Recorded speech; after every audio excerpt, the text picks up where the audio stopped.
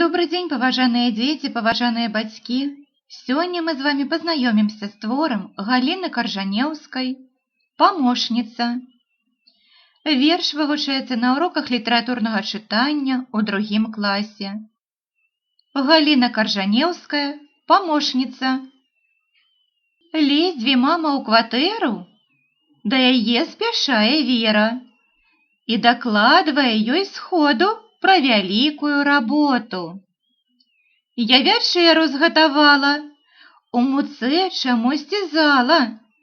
Стол я выцерла, але пісягі на тым стале я мяла, як ты вучыла, у куце мятлу забыла. Я памыла сарафан, у ванне мора акіян. Вось якая я чысцюля, разгубілася матуля. Думае, як быць, ці хваліць, ці не хваліць. Вось і скончылі мы чытанне верша «Памощница» Галіны Каржанеўскай. Калі ласка, стаўце лайкі, падпісвайцеся на канал. Дзякую вам за ўвагу.